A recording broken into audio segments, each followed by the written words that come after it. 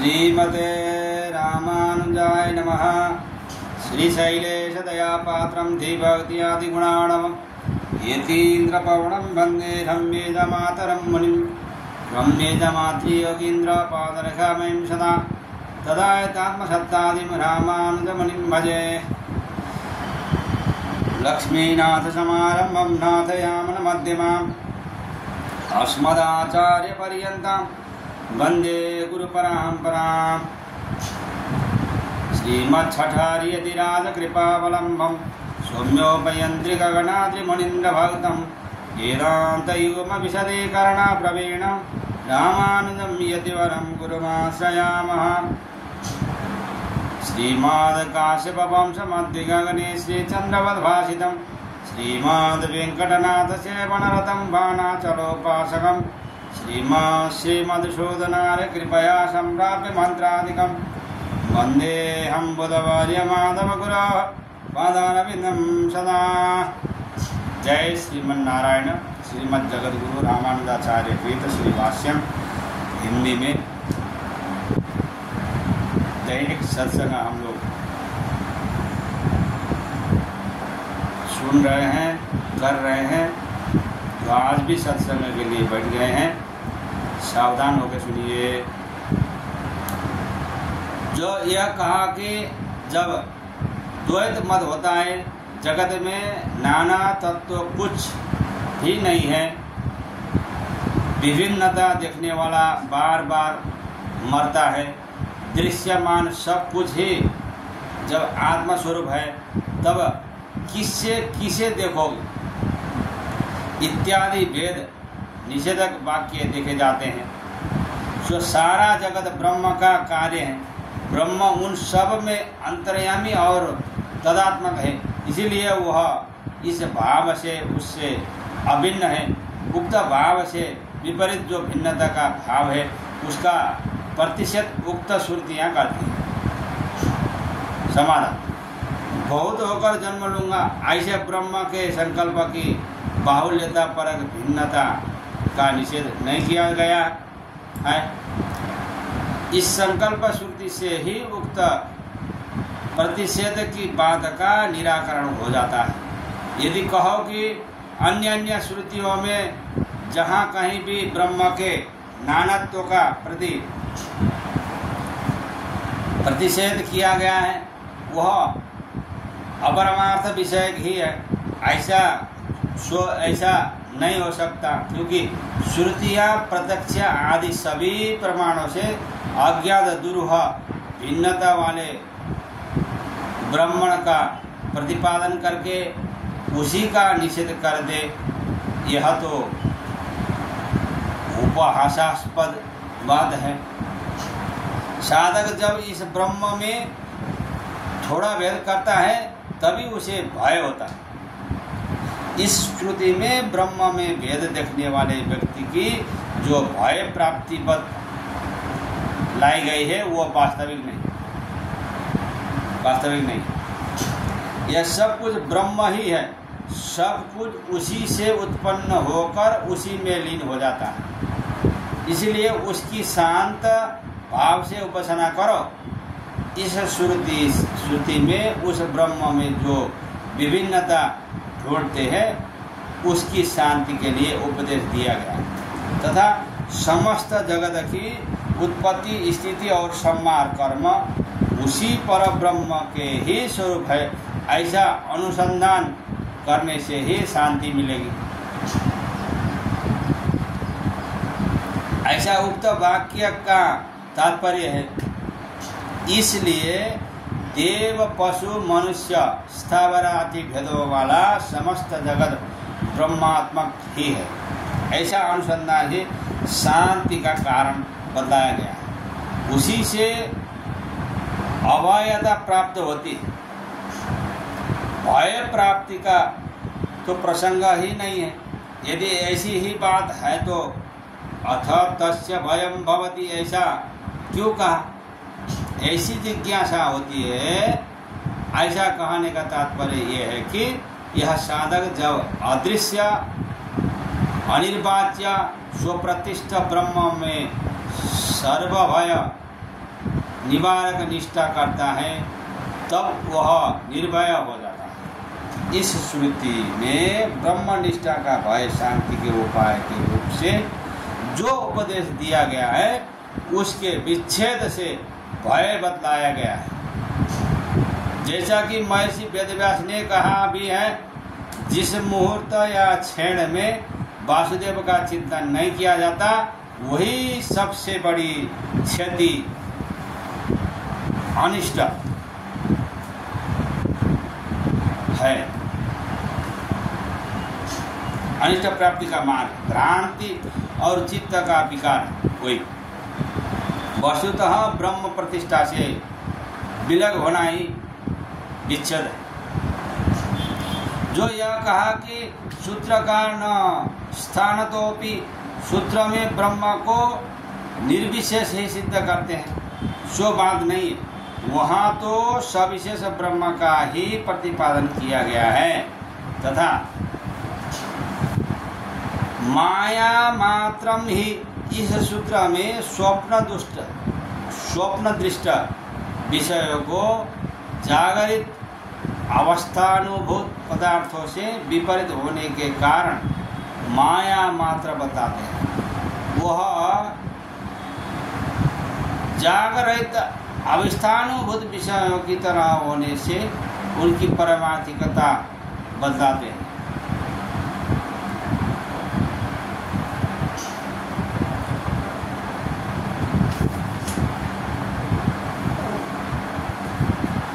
जो लोग स्मृत और पुराणों में भी निर्विशेष ज्ञान मात्र को ही परमार्थ तथा अन्य को अपारमार्थिक बतलाया गया है, यह कथन भी असत है।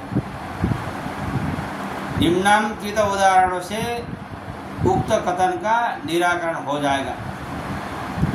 जो लोग मुझे अजन्मा और अनादि जानते हैं, समस्त प्राणी मुझ में अवस्थित है, मैं उनमें अवस्थित हूँ।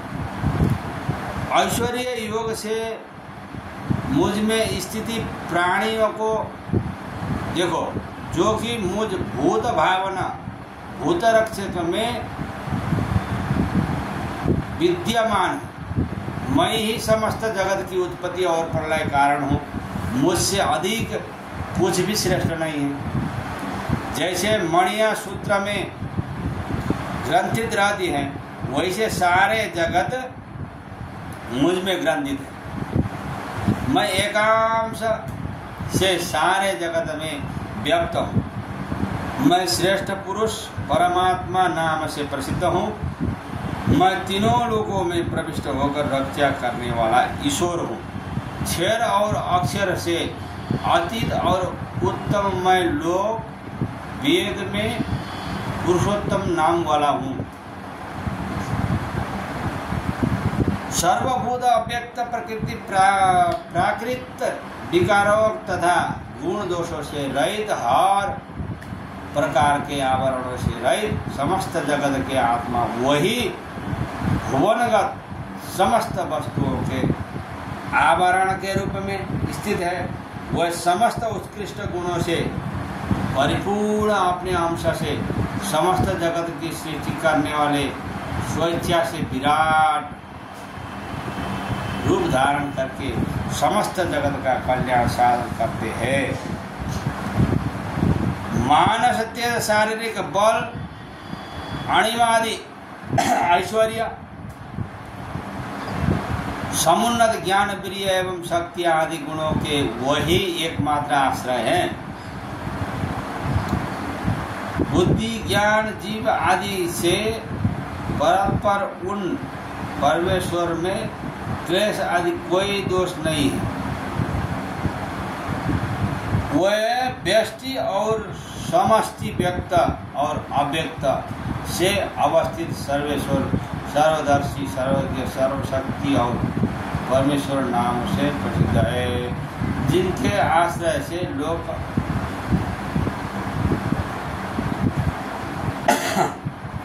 ज्ञान पाता है। वह स्वभावतः निर्दोष, विशुद्ध, महत, निर्मल और एक रूप है। वह दिखते हैं या प्रतीतिगम्य है, भक्त को दिखते हैं, ज्ञानी को उनकी प्रतीति होती है। ऐसा ज्ञान ही यथार्थ, बाकी सब कुछ अज्ञान है। सब कारणों के कारण शुद्ध महाविभूति पर ब्रह्म के लिए भगवान शब्द का प्रयोग किया जाता है। इसमें भाव को दो अर्थ है। समवतार्थ शासक और भर्ता धारक के अर्थ है नेता और प्रापक, संपूर्ण ऐश्वर्य, अणिमा, लदिमा, महिमा, प्राप्ति, प्रकाम्य, इहिता, बसिता और कामा बसायिता, वीर्य, शक्ति, यश, श्री, भाग्य, संपद, ज्ञान और वैराग्य। इन छह को भाग कहते हैं। वो का अर्थ है अव्यय और निर्विकार। ऐसे भगवत शब्द वाले वह सर्वभूतों के आत्मा सर्वात्मक है, उन्हीं से सारे भूत स्थित है। हीन गुणों से रहित समस्त ज्ञान, शक्ति, बल, ऐश्वर्य, वीर्य और तेज, ये छह भगवत शब्द वाच्य है। ऐसे अत्युत्तम भगवान वासुदेव से भिन्न और कोई नहीं है। पूर्वार्थ बोधन में परिभाषित वह भागवत शब्द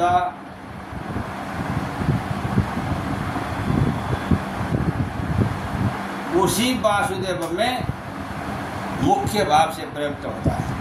अन्य जगत गौण रूप से होता है। पूर्वोक्त छह शक्तियां जिनमें प्रतिष्ठित है, वही हरि का जगत विलक्षण अपराकृत महत रूप है।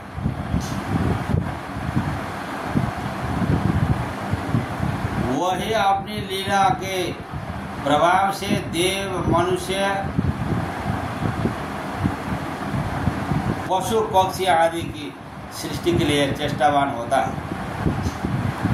जगत के उपकार के लिए उन अप्रमेय भगवान की जो सृष्टि लीला होती है, वह कर्म निमित्तिक नहीं होती, अपितु अप्रयत्नभूत व्यापक और व्याख्या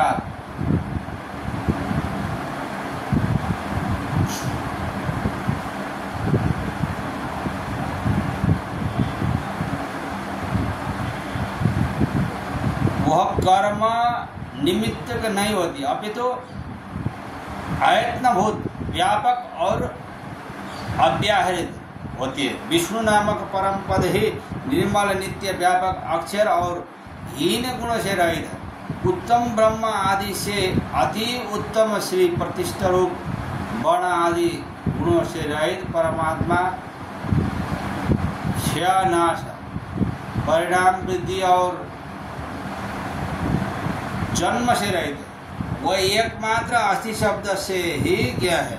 सर्वव्यापक, उनमें समस्त वस्तुएं वास करती है, इसलिए विद्वान उन्हें वासुदेव कहते हैं। उस परम ब्रह्म का स्वरूप नित्य, आज, अक्षर, अव्यय, सदा एक हीन, गुण रहित, निर्मल है। वह स्थूल सूक्ष्म स्वरूप पुरुष रूप और काल में अवस्थान करते हैं। व्यक्त और अव्यक्त रूप जिन पुरुष प्रकृति की बात कही गई है, दोनों ही परमात्मा में लीन हो जाते हैं। उन ब्रह्म के दो रूप मूर्त और अमूर्त, क्षर और अक्षर नाम से प्रसिद्ध प्राणी मात्रा में अवस्थित है। वह परब्रह्म अक्षर और सारा जगत क्षर है। एक स्वप्न में स्थित अग्नि की ज्वाला जैसे विस्तृत हो जाती है, वैसे ही परब्रह्म की शक्ति भी समस्त जगत के रूप में विस्तृत होती है। विष्णु पराशक्ति है तथा क्षेत्रज्ञ अपराशक्ति है। कर्म का प्रवर्तन करने वाली अविद्या शक्ति तृतीय है।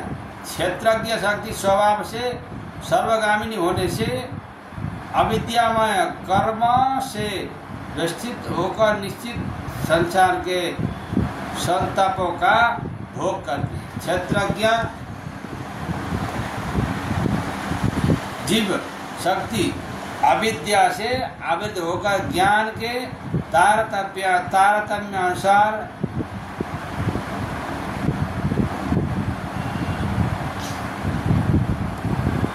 सब भूतों में निवास करते हैं। सब जीव के मई हों प्राण। प्रधान और पुरुष दोनों ही समस्त भूतों की आत्मा के रूप से स्थित विष्णु शक्ति द्वारा समावृत है। विष्णु शक्ति के प्रभाव से ही दोनों संसार में प्रविष्ट होकर परस्पर भिन्न भाव से उसके आश्रय में स्थित रहते हैं।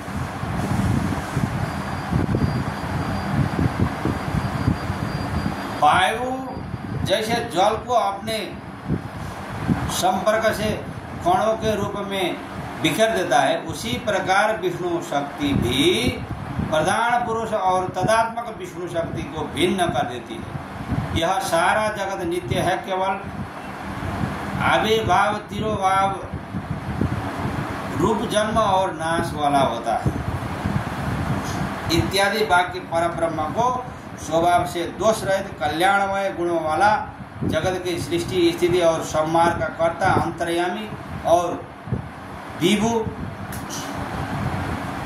नियंता बतलाकर जिस किसी भी स्थिति में स्थित जगत की जड़ चेतन रूप परमात्मिकता तथा परब्रह्म शरीर रूपता को स्पष्ट करने के लिए शरीर रूप तनु अंश और विभूति शब्दों की तरह तत्शब्द से विशेषण विशेष्य भाव वाली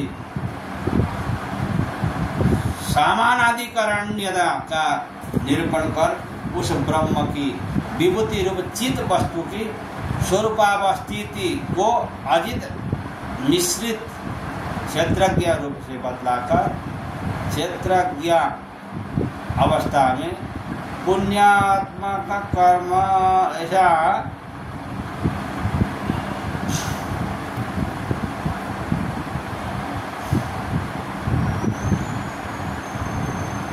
रूपा अविद्या से आवेष्टित उसकी स्वाभाविक ज्ञान रूपता और अजित रूपाकारता के अनुसंधान की बात कही गई है, जिससे परब्रह्म सविशेष ही प्रतिपादित होता है तथा उसका विभूति रूप जगत भी पारमार्थिक जगत का भी पारमार्थिक ज्ञात होता है। इस प्रकार होता है। आज के लिए यहीं तक, फिर बाकी दिनों में सत्संग होगा। जय श्रीमन नारायण। अस्मद गुरु जय जय, परम गुरु जय जय, श्री सर्व गुरु रामानुज जय जय, रामानुज जय जय, यतिपति जय जय, श्रीधरणी धारा फणिपति जय जय,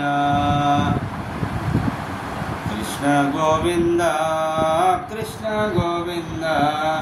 श्रीमन्नारायण कृष्ण गोविंद, कृष्ण गोविंद